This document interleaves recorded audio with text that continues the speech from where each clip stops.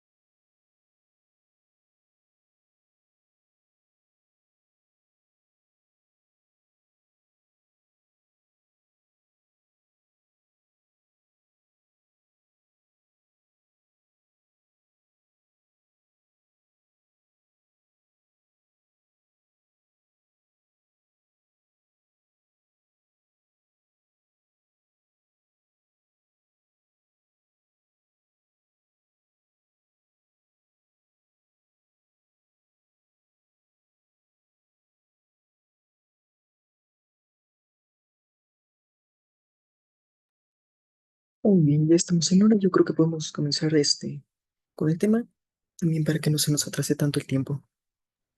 Excelente, muchas gracias.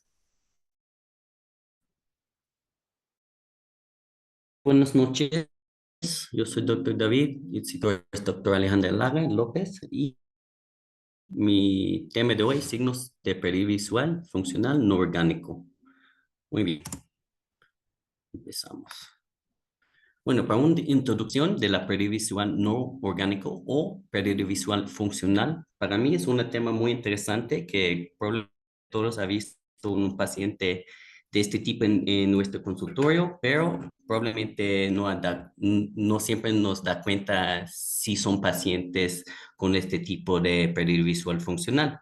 Bueno, por definición, la pérdida de pérdida visual funcional o no orgánico se refiere a la pérdida de visión sin ni una causa orgánica identificable. ¿Ok? Estos son pacientes que no tienen explicación médica para su pérdida de la vista. Nada más viene a la consulta y refiere que no ve o no ve bien o no ve bien en un ojo. ¿Va? La prevalencia se ocurre en 0.5 a 5% de los pacientes que se presenten con un pérdida de visión en la práctica de oftalmología y también neurología. ¿Ok? Este es muy frecuente mal diagnosticado debido a la escasez de hallazgos objetivos examen clínico. Ahorita vamos a platicar un poquito más sobre eso. Bueno, para empezar, la terminología es muy importante. Este es un poquito más un clase de psiquiatría. Entonces tenemos que diferenciar de los diferentes diagnósticos en psiquiatría y los diferentes tipos de pacientes que pueden presentar. Bueno, se utilizan muchos términos para descubrir esos pérdidas de visión funcional, incluyendo histeria, pérdida visual histérica, simulación, pérdida visual no fisiológico, pérdida visual fictacia, pérdida visual no orgánico, pérdida visual psicogena y síndrome de Mannhausen o trastorno de la visión. Esos son como, bueno, durante los años, esos son los términos que ha utilizado los médicos en la... Pero vamos a platicar sobre cada uno de esos. Bueno, existe poquita ambigüedad en la terminología por falta de... Y existen en nivel mundial, en el mundo de neurología, oftalmología, psiquiatría, un falta de consenso universal sobre los términos que describen este tipo de pérdida visual no orgánico. ¿Ok? Existen diferentes enfoques para explicar la causa, ¿ok? No orgánica. La pérdida visual funcional se define y se refiere a una pérdida de visión medida y sintomática sin una lesión identificable en las vías visuales. Y no se encuentra ninguna explicación para las quejas del paciente con un base de conocimiento um, de las vías visuales. Entonces, para repetir, la pérdida funcional es sinónimo de pérdida visual ficticia no orgánica, médicamente inexplicable y no fisiológica. ¿Ok? Existe una confusión sobre los términos adicionales. ¿Ok? Ese se ocurre cuando se intenta identificar la causa subyacente de la pérdida visual no orgánica. Por ejemplo, simulación, que en inglés es malingering. Este se implica una alteración intencional de parte de los pacientes de los síntomas subjetivos y respuestas durante el examen. Y estos pacientes generalmente se busca un beneficio secundario, um, por ejemplo, tiempo libre de trabajo, una compensación monetaria por seguro o algo de este tipo de motivo. ¿Ok? Bueno, es importante para no etiquetar esos tipos de pacientes. Los pacientes bueno, los pacientes que alteran intencionalmente el examen pueden ser etiquetados como simuladores si nosotros, los examinadores, opta por iniciar un enfrentamiento largo con el paciente o abogados o compañías de seguro. ¿Ok? Tenemos que cambiar el enfoque.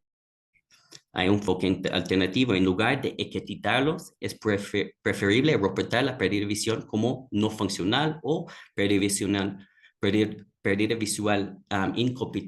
incompatible con la lesión orgánica especificada. ¿Ok? Hay otros posibles diagnósticos en la pérdida visual funcional que son también relacionados o no igual, Mannhausen, hipocondria, trastornos de somatización. Y esos temas dependen de la comprensión de cada uno y los problemas psiquiátricos de cada paciente. ¿Ok?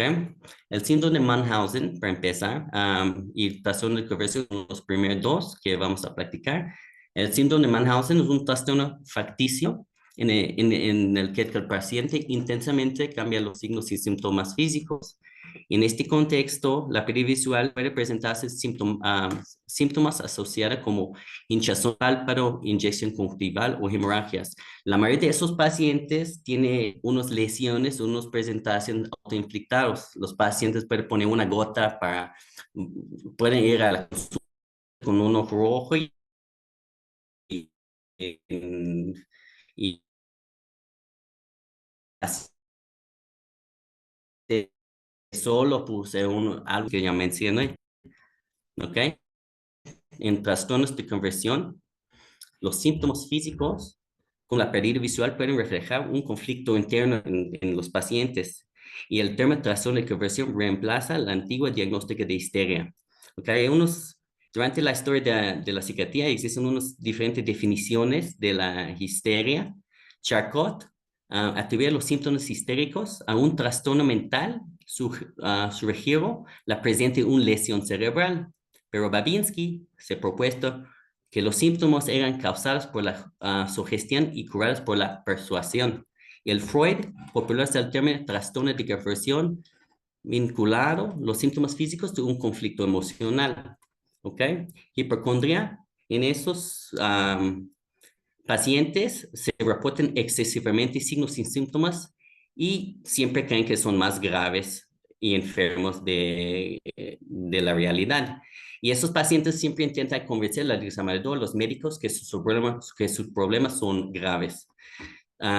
Trastornos de somatización, esos pacientes son pacientes depresivos o con trastornos de ansiedad, pueden reportar múltiples quejas vagas que pueden incluir síntomas de pérdida visual no orgánico. ¿Ok? Bueno, entonces, con todos esos términos, en cuestión de los pacientes que tienen pérdida visual no orgánico, el término global que debemos utilizar es pérdida visual funcional. ¿Ok? Este es debido a la imprecisión y superposición de los términos, es preferible usar los términos pérdida de visión funcional. El examinador, los médicos deben determinar si existe una ganancia secundaria.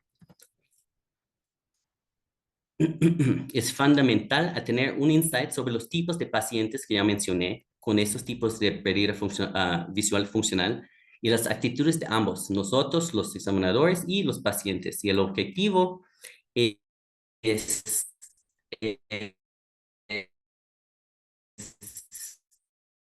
para ayudar la intentes o un paciente y tú tienes sospecha que el paciente está inventando síntomas y no está muy honesto, no tienes que ser agresivo con los pacientes, tienes que continuar con calma y nada más da en cuenta que existen estos tipos de pacientes, ¿no? ¿Ok? Hay una distorsión muy importante en relación del médico-paciente, ¿ok? Este tipo de relación entre nosotros, nuestros pacientes, pueden volverse muy difícil de aceptar y gestionar para nosotros los médicos.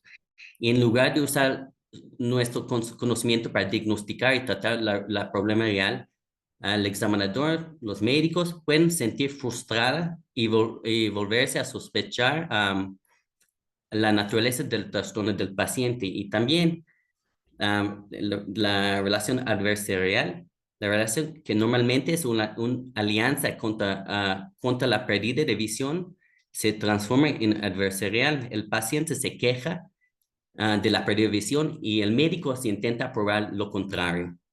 ¿Ok? Entonces tenemos que dar en cuenta y ser muy sensible a los sentimientos de cada paciente, porque en los efectos del paciente, muchos pacientes sienten enojados, frustrados, porque creen que el médico no toma en serio sus quejas y esta distorsión en relación del médico-paciente puede llevar al médico que no realiza el diagnóstico correcto. Entonces, aguas cuando estás en consulta en este tipo de situación, que sí tiene, que siempre busca la causa orgánica, también si tiene sospecha que el paciente tiene un pérdida visual no orgánico, siempre tiene que, descartar la orgánica. ¿Okay? Las implicaciones clínicas muy importantes para identificar las patologías orgánicas. La mitad de los pacientes con este tipo de pérdida de visión funcional puede tener problemas orgánicos también, ¿ok? Y hay un riesgo si el paciente tiene problemas subyacentes, pueden quedar como no reconocidos si el médico siente disgustado por el comportamiento del paciente, ¿ok? Este tipo, las características de los pacientes, qué tipo de pacientes o cuál es los característicos de esos pacientes. Este tipo de paciente se puede presentar por cualquier tipo de paciente, cualquier nivel de socioeconómico y no hay ninguna predilección entre sexo ni raza, ¿ok? Y hay una alta prevalencia en los trabajadores de cuello azul.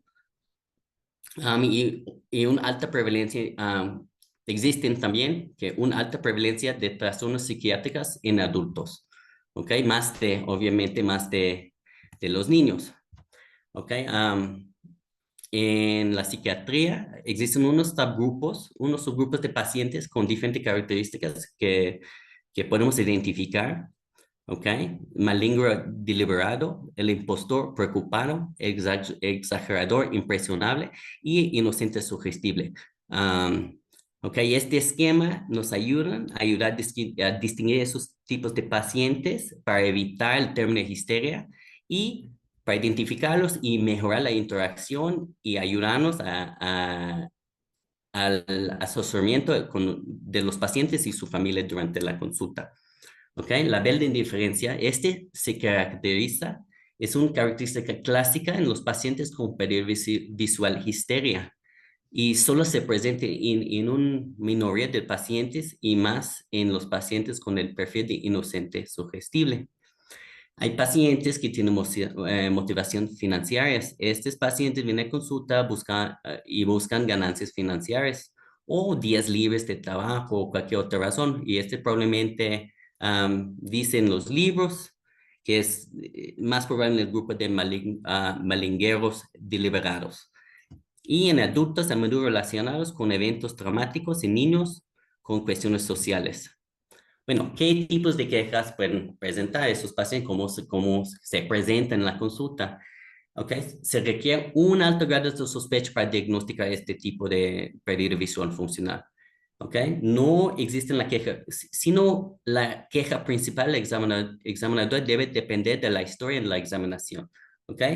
Y obviamente, con el tiempo, cada uno van a mejorar reconocer esos tipos de patrones típicos de este grupo de pacientes que sugieren pérdida de visión funcional. Un ejemplo es un trauma craneal, puede indicar neuropatía óptica traumática, pero la descripción de la lesión en pacientes con pérdida visual funcional es diferente.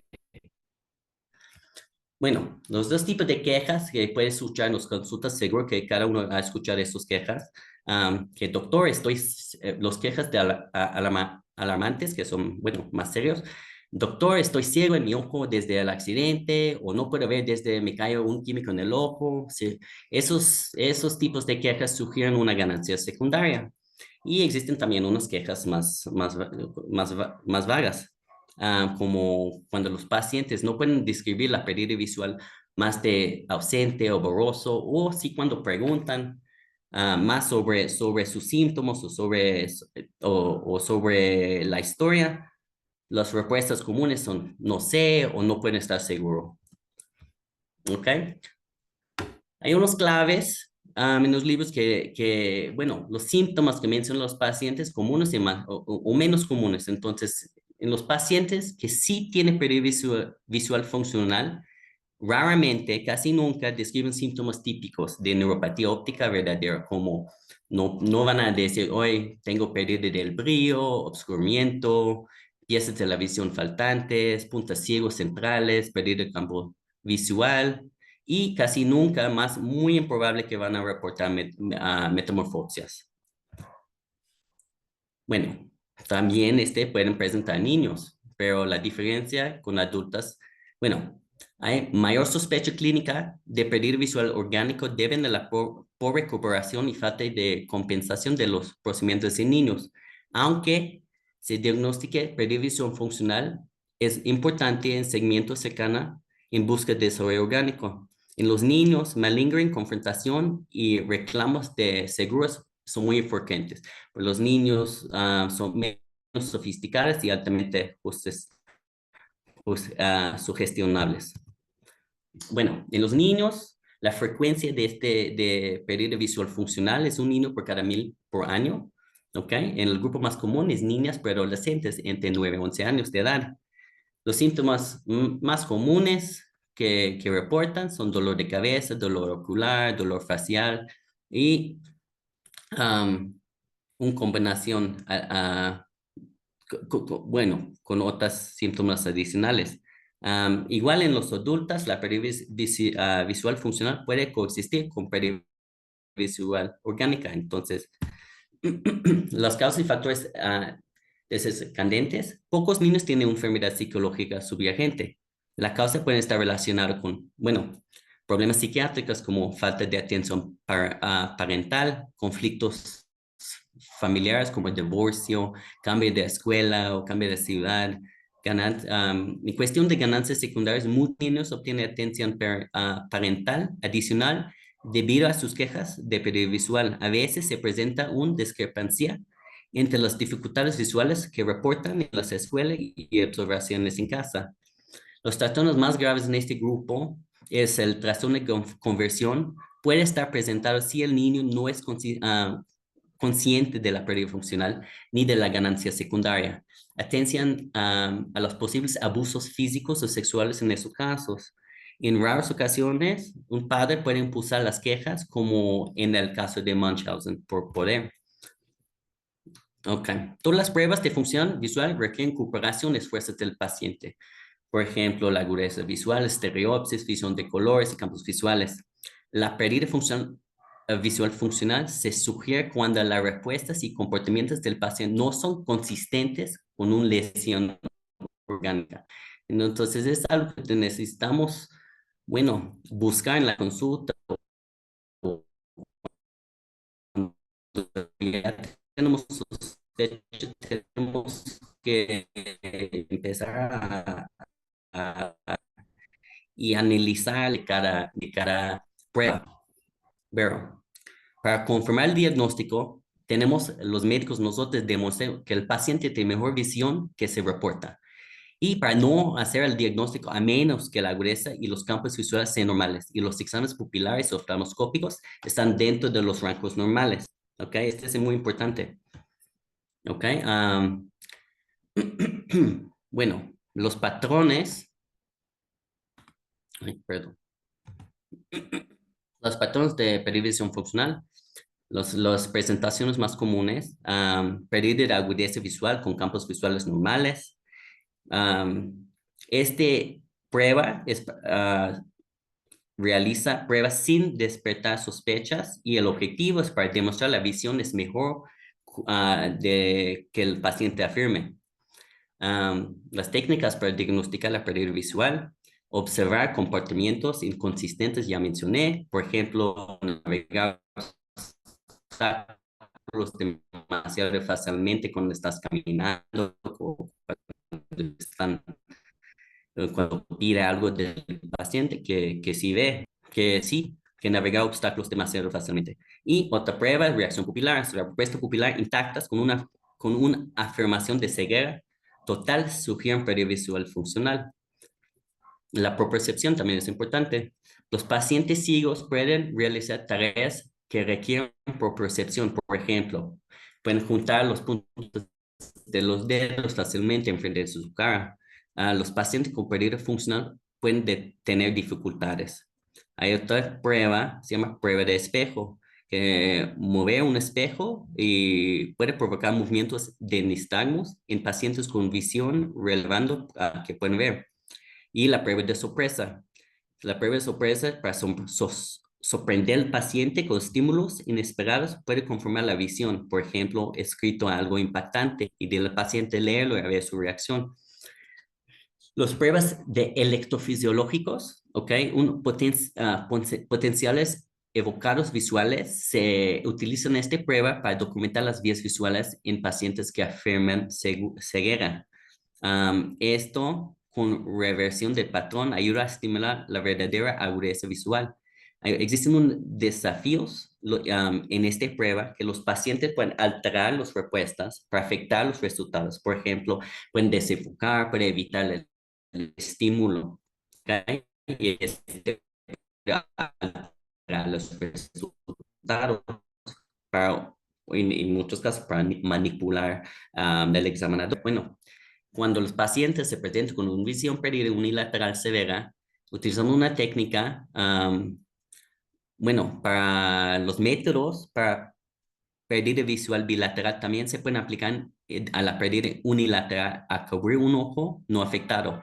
Y las observaciones de comportamiento y las pruebas de propriocepción pueden revelar las diferencias significativas al evaluar cada ojo por separado. ¿Ok? El defecto pupilar aferente es un defecto pupilar aferente relativo, es muy común en pacientes con pérdida visual unilateral severa sin ambliopía. Y las observaciones claves es un defecto pupilar aferente, indica que el ojo afectado tiene visión reducida como de 20/200 o peor y se debe tener precaución, ya que la ausencia de un defecto pupilar aferente no descarta la neuropatía óptica especialmente si existen condiciones bilaterales. Otras pruebas de estereopsis, muy importante, la medición de estereopsis puede revelar una mejor visión, la que el paciente afirma tener. Esos estudios muestran que lograr una estereopsis completa se correlaciona con la agudeza visual, por ejemplo, ver 8 o 9 puntos en la prueba de Titmus surgía al menos de 20/40 de visión.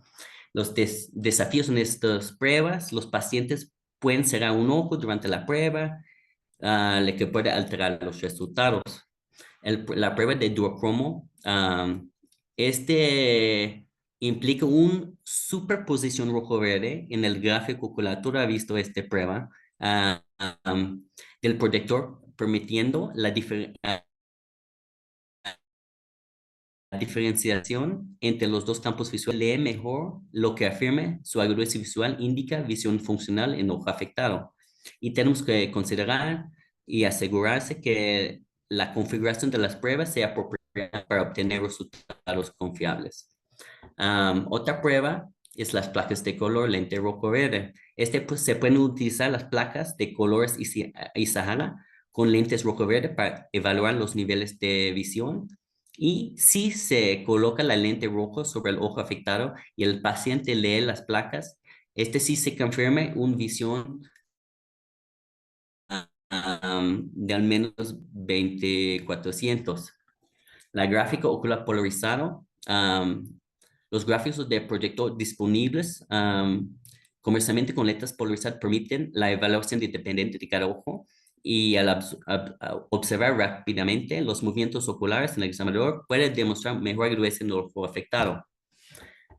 Las pruebas de desplazamiento de prisma, bueno, implica un uso de una letra Snellen más pequeño que la agudeza alegada por el paciente y la respuesta esperada es la verdadera visión binocular generada en movimientos compensatorios cuando se coloca un prisma frente al ojo afectado.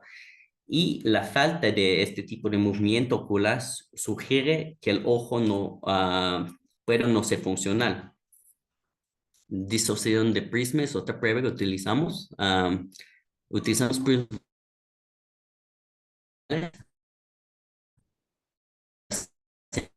para entradas visuales de cada ojo, engañando al paciente para leer la letra del ojo. Bueno, en los niños, esta es una prueba que dice los libros que funciona muy bien, es el prueba de gota mágica. Se instila una gota anestésica tópica como Ponti, tópica baja la apariencia de una gota y dice la visión. Y efectivamente en los niños y pacientes sugestión de que se la afirme, mostrando que cae en la visión a niveles previos después de la prueba.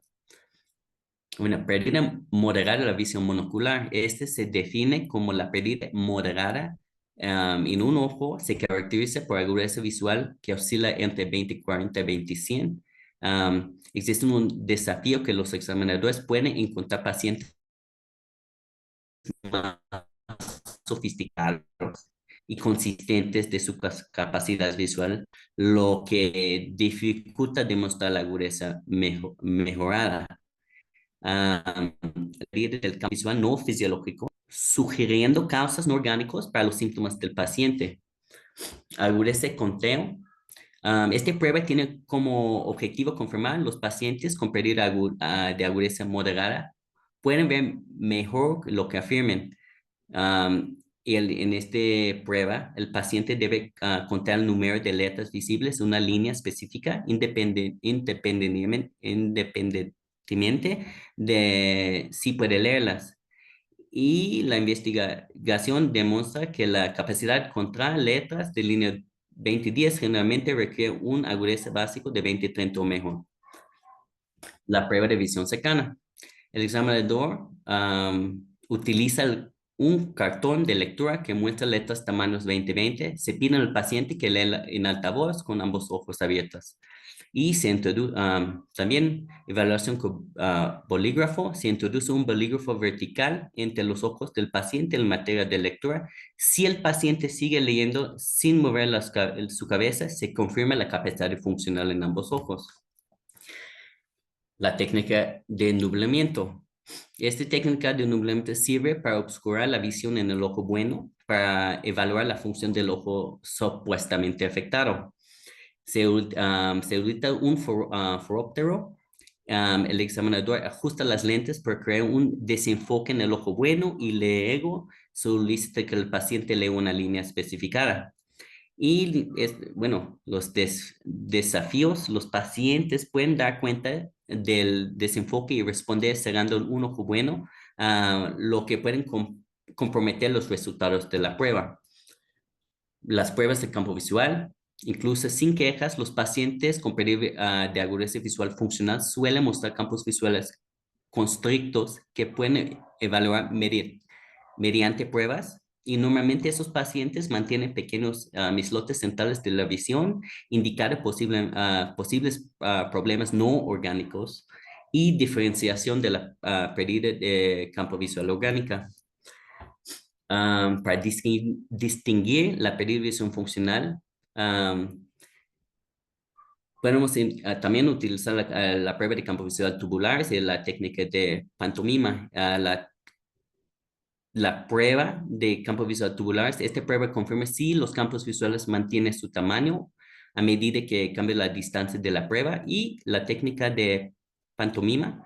El examinador utiliza comandos verbales mientras realiza acciones que pueden distraer al paciente, ayudando a revisar si poseen visión más allá de sus limitaciones declaradas. Construcción no fisiológica. Esta es técnica de observación. Algunos pacientes pueden mostrar respuestas no fisiológicas, donde los estímulos más grandes parecen más pequeños que los menor tamaño. Este indicó un posible pérdida visual funcional. Es beneficioso comenzar las pruebas de perimetría con isópticas más pequeñas para evaluar el tamaño del campo visual del paciente antes de que intente restringirlo. Ok, respuesta de espirales en campos visuales. Una respuesta clásica se observa en perimetría de Goldman para pacientes con pérdida visual funcional. Es el patrón espiral, donde el paciente dura y puede restrar las respuestas, resultando en un espiral hacia el centro de su campo visual. Esta reacción puede ser un indicador crítico de pérdida visual no fisiológico. Okay. Pérdida moderada de visión binocular. Este se define como una pérdida de agudeza visual funcional leve a moderada de 20/40 a 20/60 en los dos ojos. Los desafíos que existen en este prueba, los pacientes pueden calificar para beneficios por discapacidad a pesar de poder realizar actividades diarias. Actividades como conducir el tiempo de recreación aún puede ser gestionados. Los pacientes a menudo informan sobre la pérdida de visión binocular, pero pueden no reconocer que pueden ver las líneas más pequeñas en la carta visual. Bueno, existen muchas dificultades en la evaluación de esos tipos de pacientes. Obviamente, primero el comportamiento del paciente. Muchos pacientes son son reacios y revelan su capacidad para ver líneas de agudeza visual más pequeñas.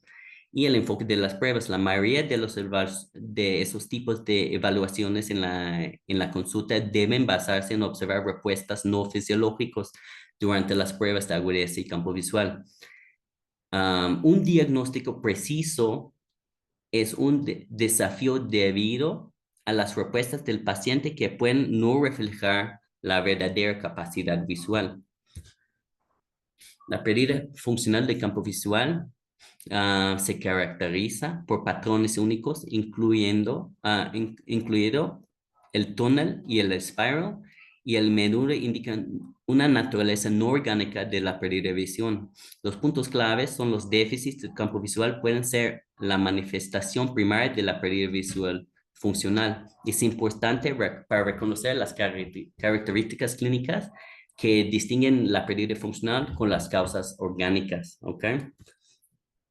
La perimetría de déficit de campo visual, estos son muy importantes, esos son los estudios que nos ayudan mucho. Los campos visuales funcionales pueden manifestarse en varios tipos de perimetría, ¿ok?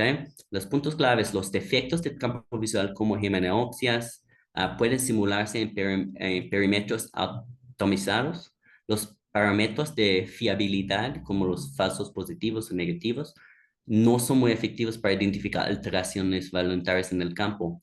Una diferencia interocular significativa en la sensibilidad luminosa media de umbral, que es más o igual a 8.7 decibels, junto con la ausencia de un defecto pupilar aferente, sugiere una pérdida funcional del campo visual.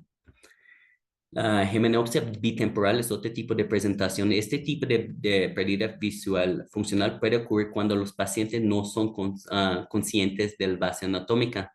Los puntos claves para este diagnóstico, los pacientes pueden informar pérdida de la visión periférica o visión de túnel.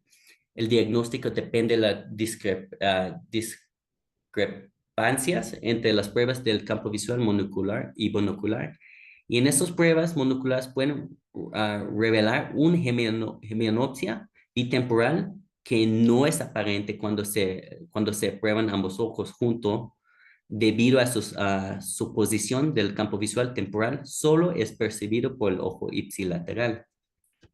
La hemianopsia temporal monocular, esos pacientes se quejan de la mitad que faltan en su campo visual. El punto clave de este diagnóstico, a pesar de un campo nasal completo en el ojo normal, las pruebas binoculares no pueden mostrar un campo temporal intacto en el lado afectado. La perimetría también puede demostrar resultados no fisiológicos, apoyando la idea que las quejas no son orgánicos. Es importante en esos casos para notar que esos resultados no niegan de manera definitiva la existencia de efecto del campo monocular. Los movimientos sacáricos son precisos hacia un hemicampo ciego, supuestamente sugieren pérdida visual campeón no orgánico. Se pide a los pacientes que sigan moviendo con el dedo y luego que miren rápidamente el dedo presentando en el hemicampo ciego. Esos movimientos sacáricos precisos implican un campo intacto, incluso si el paciente informa visión periférica limitada. Esos pacientes pueden durar indicando su percepción de dificultad para ver el área ciega. Los escotomas centrales. Esas manifestaciones son muy raras, pero reportados de pérdida visual funcional. Esos pacientes a menudo no reconocen que una reducción significativa de la agudeza central y puede ocurrir con campos periféricos intactos. Si hay escotomas centrales, es esencial una evaluación para maculopatía o neuropatía óptica. Las pruebas para déficits de campo visual para sentar se pueden realizar utilizando una cuadra de Amsler roja y gafas roja-verde. Si el esquetoma desaparece con el lente rojo sobre el ojo afectado, el paciente demuestra una visión funcional. Los hallazgos de pérdida visual funcional en niños. Esta es la presentación más común, es déficits binoculares moderados en los niños. Los agudezas visuales suelen oscilar entre 20/40, 20/100 y en los niños pueden mostrar un esfuerzo notable de intentar leer las tablas de visión. Bueno, bueno, las técnicas de prueba efectivas, las técnicas discutidas anteriormente también se puede aplicar a los niños. Comienzan las letras pequeñas, aumenta gradualmente el tamaño mientras se expresa sorprendido, puede revelar mejor visión. El uso de anestésicos tópicos, ya mencioné los gotas mágicos, también pueden ayudar a ganar cooperación y mejorar los resultados de las pruebas con los niños. Y la prueba de estereopsis es particularmente muy útil, ya que muchos pacientes jóvenes pueden no dar cuenta de la necesidad de visión binocular. Bueno, hay una prevalencia que es menos común en los trastornos neuroftámicos eferentes no orgánicos. El área más afectada es motilidad ocular, aniliación, los párpados de las pupilas. Los problemas más comunes son nistagmus voluntario, y espasmos de convergencia. Existen también anomalías pupilares facticias. Esos cambios no orgánicos en el tamaño de la pupila debido a sustancias instiladas por el paciente. ¿Ok? Uno de los características claves, dilatación farmacológica resulta por dilatación amplia entre 7 y 8 milímetros y pupilas sin constricción con un por ciento de pilocarpina. ¿Ok?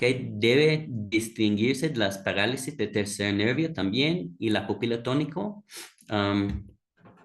Bueno, ptosis ficticia. Se distingue la ptosis verdadera por la posición de la ceja. ¿Ok? En la ptosis verdadera, los pacientes luchan y es difícil para ellos para mantener el ojo abierto, utilizando los músculos frontales para elevar el párpado y la ceja. Y en ptosis facticia, los pacientes crean mediante contracción de orbicular, bajando la ceja hacia el ojo. oftalmopegia facticia, espasmos de convergencia. Estos, las características que este tipo de presentación es esotropia, limitación de abducción, problemas de acomodación y miosis. Y los síntomas asociados con este diagnóstico es incomodidad ocular, que siempre es intermitente, y el diagnóstico diferencial es parálisis de sexto nervio. El nistagmus facticio, el nistagmus voluntario implica unos movimientos oculares sacádicos rápidos, iniciados por el paciente. Para la distinción de nistagmus verdadera puede ser producido a voluntad y generalmente sostenido por un corto periodo, a menudo acompañado de contracción orbicular, parpadea, flutter y parpadea y convergencia. Por el manejo de esos pacientes con síntomas no orgánicos, bueno, la importancia de confirmar la pérdida visual funcional versus orgánicos es muy importante para descartar cualquier causa orgánico antes que llegamos a este diagnóstico visual de pérdida visual funcional orgánicos. Enfermedades que podemos considerar en la lista de diagnósticos diferenciales puede ser ambliopía, neuropatías ópticas, degeneraciones retinianas, pérdida visual cortical. Y en caso que tenemos una duda, si el paciente sí tiene un diagnóstico orgánico, podemos tomar un estudio de imagen como un OCT, un electroretinografa o un resonancia magnético con contraste o un PET scan.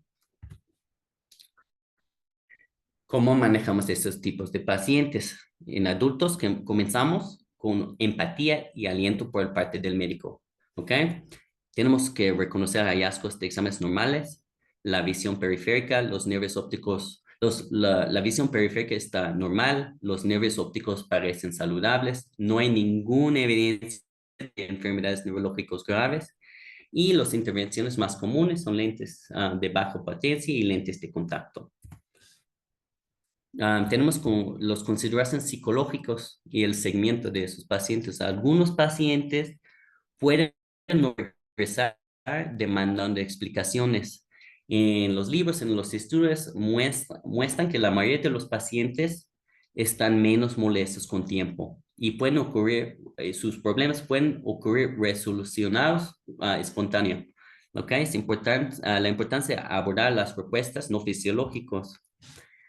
En los niños, las interacciones empáticas y optimistas son muy cruciales cuando estamos manejando a esos pacientes. Tienes que explicar el diagnóstico con los papás sin el niño presente en la consulta y alentar a los padres a apoyar a su hijo de una manera positiva y para discutir el pronóstico en el niño, enfatizando la mejoría en su regreso visual.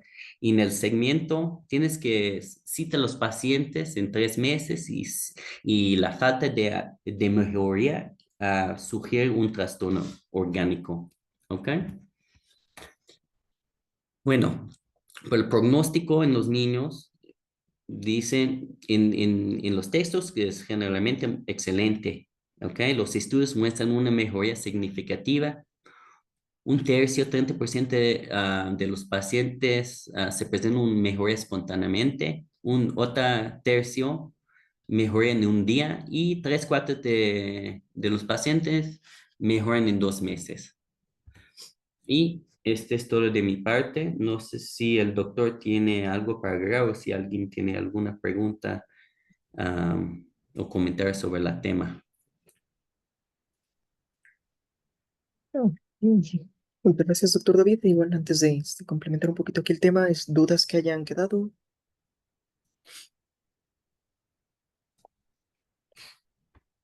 Muy bien. Bueno, como comentó el doctor, pues la definición básicamente de este trastorno déficit visual no orgánico o funcional se tiene que distinguir en primera instancia si es una cuestión facticia de simulación o Munchausen, en la que el paciente lo hace de forma consciente y voluntaria, o si es una situación inconsciente como los previamente llamados trastornos de conversión, ¿no? Como bien comentaba su compañero. Aquí recuerden, pues los trastornos de conversión actualmente en en la revisión del DSM-5 aparecen como los trastornos sintomáticos neurológicos funcionales o trastornos neurológicos funcionales y tienen que cumplir cuatro criterios.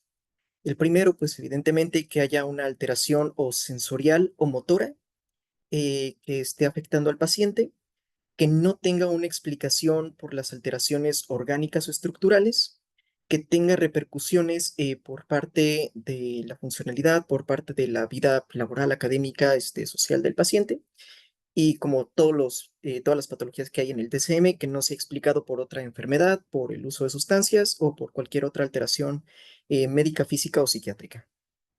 Si tiene estos cuatro, entonces ya hablamos de estos trastornos neurológicos funcionales o trastornos de conversión.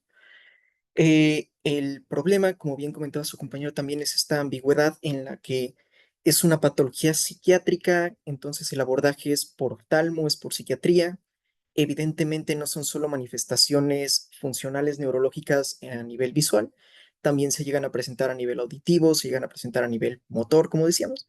Entonces, dependiendo los datos que tenga el paciente, es el equipo que se tiene que hacer para el abordaje. En la sesión previa mencionamos que está la librería Nobel por parte de la Universidad de Utah para algunas recomendaciones de cómo hacer la historia clínica.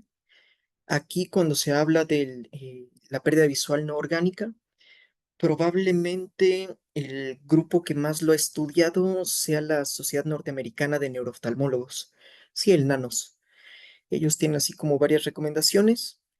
Eh, si bien todas las pruebas que les comentaba su compañero son bastante útiles para hacer el diagnóstico, tal vez la prueba de la sorpresa de hacer un estímulo repentino hacia la cara del paciente para ver si realmente está viendo o no pueda llegar a ser un problema legal, sobre todo si no se controlan bien y le pegan al paciente. Entonces, hay mejores opciones. Por ejemplo, la prueba del duocromo probablemente sea la más útil, sobre todo si es la primera vez que se aplica. Como les comentaba su compañero, es un lente rojo, un lente verde. Se le pide al paciente que haga la evaluación de la lectura de una tabla de Snellen, que está con los mismos colores media tabla y media tabla. Entonces, el paciente no es consciente de que cada ojo debería ver solo la mitad. Y si en la evaluación funcional original salió 20/20 en un ojo y 20/100 en el otro, y al momento de que hacen el duocromo sale 20/20, es porque el paciente tiene que tener esa agudeza en ambos ojos. Entonces ya con eso pueden descartar esta situación, es bastante sencillo, pero pues también cuando se repite y el paciente ya es consciente de cómo funciona la prueba del duocromo, no tiene utilidad. La otra más útil es la de el tambor optocinético, la cual si se da la inducción del nistagmus optocinético, pues ya sabemos que el paciente, aunque refiera no estar viendo, pues en realidad sí está viendo y es ese movimiento involuntario muy difícil de controlar de forma consciente, entonces también tiene bastante validez. Y como les comentaba su compañero ya para esta parte final, sobre todo cuando son situaciones no facticias, es decir, que el paciente no lo hace de forma consciente, con alevosía, ventaja y buscando algún beneficio como dejar de trabajar o aprovechar el seguro o cualquier cosa, sí es muy importante mantener, por un lado, el seguimiento clínico y por otro lado, el acompañamiento psicológico psiquiátrico. No muchas veces los trastornos de conversión son, bueno, reciben ese nombre, lo explicaba su compañero desde Freud por 1850 y tantos, 60 y tantos, en el sentido de manifestaciones de un trauma psiquiátrico psicológico que se ve físicamente. Entonces, si un paciente tiene trastornos de conversión, probablemente hay que explorar el antecedente psicológico, si no hay por ahí alguna situación de abuso sexual, de estresores familiares importantes, que pues también implicaría un manejo médico legal. En este sentido, pues sí tener mucho cuidado en cómo tratar y cómo dar el diagnóstico al paciente. Sabemos que ya la tendencia en general en la medicina es que sean diagnósticos positivos y orientados al sujeto, ¿no? Ya no hay personas diabéticas, ya no hay personas alcohólicas, ya no hay hígado graso alcohólico, ya no hay hígado graso no alcohólico, ya no hay, como comentaba su compañero al principio, pérdida de la visión histérica, ¿no? O alteraciones visuales histéricas. Entonces, pues un trastorno funcional neurológico que tiene repercusiones sensoriales en la visión, un paciente con hígado graso o perdón, enfermedad hepática esteatóxica asociada a disfunción metabólica, o con hepatitis asociada a disfunción metabólica, o un trastorno por consumo de alcohol o trastorno por esa sustancia. Sí, diagnósticos positivos orientados al sujeto que faciliten la interacción médico-paciente para que se dé esta recuperación. Bien les comenta a su compañero, sobre todo cuando son niños, tienen en cuestión de 2, 3 semanas una recuperación del 100%. Sí, el 12 al 20% va a tener recidivas, entonces tratar de fomentar esto. En los adultos es un poco más complicado llevar el seguimiento, pero pues también tratar de mantener una buena relación médico-paciente para el seguimiento y, como les comentaba, pues no omitir los diagnósticos diferenciales. No necesariamente una pérdida de la visión que no tenga manifestaciones orgánicas es algo no orgánico funcional. Puede ser algo temprano, puede ser un Stargardt, por ejemplo, que hasta el 30% no tienen las lesiones pisiformes amarillentas en la retina de forma temprana. Un Stargardt de inicio tardío, que ni siquiera va a tener las lesiones retinianas de forma temprana. Un Leber puede ser alguna neuropatía, como las que se van a comentar a continuación, tóxicas. O incluso, decíamos, una historia clínica completa es muy importante, porque si no le preguntamos al paciente qué medicamentos está tomando, pues hay que recordar, por ejemplo, el sildenafil tiene un efecto adverso que es la tinción o la decoloración azul de la visión. Entonces podemos pensar en un trastorno facticio o funcional y realmente el paciente solo usó Viagra y ahora está viendo de color azul, ¿no? Y las pruebas de desaturación del rojo también son útiles, un poquito más complicadas de tenerlas en cualquier lado, ¿no? Pero sí hacer pues el abordaje completo para descartar cualquier otra situación. Del tema funcional no orgánico, entonces queda claro. Bueno, si no hay dudas, comentarios o chistes raros, vamos a pasar con su siguiente compañero, el doctor Arriero, que va a presentar la parte del abordaje de neuropatías ópticas y un enfoque así un poquito del algoritmo